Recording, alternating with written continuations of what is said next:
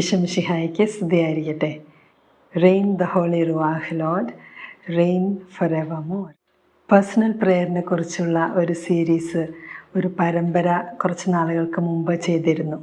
ഒത്തിരി പേര് അതിനെപ്പറ്റി പറഞ്ഞത്, കുറച്ച് പേർക്ക് പ്രാർത്ഥിക്കാൻ പറ്റുന്നുണ്ട്, കുറച്ച് പേര് പറഞ്ഞു നന്നായി തുടങ്ങി പക്ഷെ കണ്ടിന്യൂ ചെയ്യാൻ പറ്റുന്നില്ല. ഒത്തിരി പേർക്ക് പേഴ്സണൽ പ്രെയർ നന്നായി ചെയ്യണമെന്ന് നല്ല ആഗ്രഹമുണ്ട്. പറഞ്ഞ പ്രകാരം ചിലതൊക്കെ പ്രാക്ടീസ് ചെയ്യുന്നു, പക്ഷേ ചിലരൊക്കെ പറയുന്നു അതിൽ നിലനിൽക്കാനായിട്ട് പറ്റുന്നില്ല. എന്തായിരിക്കും അതിനൊക്കെ ഒരു കാരണം? പരിശുദ്ധാത്മാവിൻ്റെ ആലയമായൊരു വ്യക്തി പരിശുദ്ധാത്മാവിനാൽ നിറഞ്ഞുകൊണ്ട് പ്രാർത്ഥിക്കുന്നു. നമ്മളിൽ വസിക്കുന്ന പരിശുദ്ധാരൂപിയാണ്, ദൈവത്തിൻ്റെ അരൂപിയാണ് നന്നായി പ്രാർത്ഥിക്കാനായിട്ട് നമ്മളെ സഹായിക്കുന്നത്. റോമ 8-ാം അധ്യായം 9-ാം തിരുവാക്യം, ദൈവത്തിൻ്റെ ആത്മാവ് യഥാർത്ഥമായി നിങ്ങളിൽ വസിക്കുന്നെങ്കിൽ നിങ്ങൾ ജഡികരല്ല.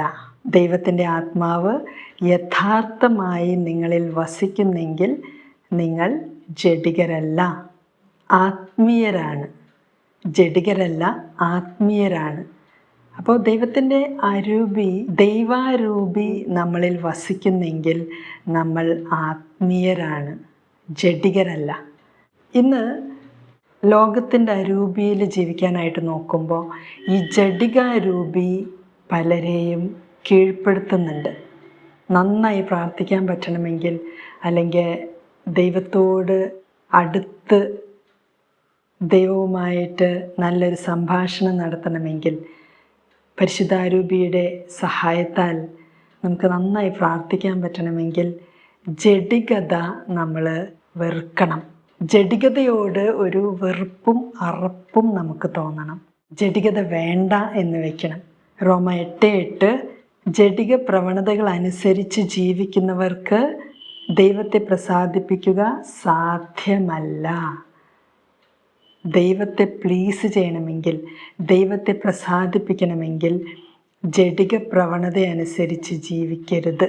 ഇന്ന് നമ്മുടെ കുഞ്ഞുങ്ങൾക്കും ചെറുപ്പക്കാർക്കൊക്കെ ജഡിക പ്രവണത അനുസരിച്ച് ജീവിക്കാനായിട്ട് ഒത്തിരി ടെംപ്റ്റേഷൻസ് ഉണ്ട്, പ്രലോഭനങ്ങളുണ്ട്. പെട്ടെന്ന് ജഡികതയിലേക്ക് വീഴുന്ന ഒരു ടെൻഡൻസി, പ്രവണത വർദ്ധിച്ചു വരുന്നുണ്ട്. ചിന്തകൾ, ഭാവനകൾ, വാക്കുകൾ, തമാശകൾ, ഇതിലൊക്കെ എന്തുമാത്രം ജഡികതയുണ്ട്. ജഡിക പാപങ്ങളോട് നമുക്കൊരു അറപ്പും വെറുപ്പും തോന്നണം. ഒറ്റയടിക്ക് എല്ലാം ശരിയാക്കാൻ പറ്റിയില്ലെങ്കിലും അറ്റ്ലീസ്റ്റ് നമുക്കൊരു ഒരു ആഗ്രഹം വരണം, എനിക്ക് ജഡിക പാപങ്ങൾ വേണ്ട. ജഡിക പ്രവണത അനുസരിച്ച് ജീവിച്ചാൽ ദൈവത്തെ പ്രസാദിപ്പിക്കുക സാധ്യമല്ല. മനുഷ്യൻ്റെ ശരീരം എന്ന് പറയുന്നത് ജഡമല്ല. Body is not just flesh, വെറും മാംസമല്ല. CCCയിൽ നമ്മൾ വായിക്കുന്നുണ്ട്, മനുഷ്യൻ്റെ ശരീരം, ആ മനുഷ്യ ശരീരമാകുന്നത് അമൂർത്തമായ ആത്മാവിനാൽ ആ ശരീരം സജീവമാക്കപ്പെടുമ്പോഴാണെന്ന്. അപ്പോൾ നമ്മുടെ സ്പിരിച്വൽ സോള് നമ്മുടെ ശരീരത്തെ സജീവമാക്കുന്നു, ആനിമേറ്റ് ചെയ്യുന്നു. സോളില്ലാത്ത, ആത്മാവില്ലാത്ത ശരീരത്തെ ജഡം എന്ന് നമ്മൾ വിളിക്കാറുണ്ട്. ഒരാൾ മരിച്ചു കഴിഞ്ഞാൽ ഭൗമിക മരണത്തിൽ ശരീരത്തിൽ നിന്ന് ആത്മാവ് വേർപെട്ടാൽ അതിന് പിന്നെ ജഡം അല്ലെങ്കിൽ ശവം എന്നൊക്കെ നമ്മൾ വിളിക്കും. അപ്പോൾ ആത്മാവില്ലാത്ത പോലെ നമ്മൾ ജീവിക്കരുത്. നമ്മുടെ ശരീരം ജഡമാക്കി ജീവിക്കരുത്. മനുഷ്യൻ എന്ന് പറയുന്നത് ഒരു ഏകത്വമാണ്, body and soul together in profound unity. ശരീരവും ആത്മാവും ഗാഢമായ ഐക്യത്തിലാണ്.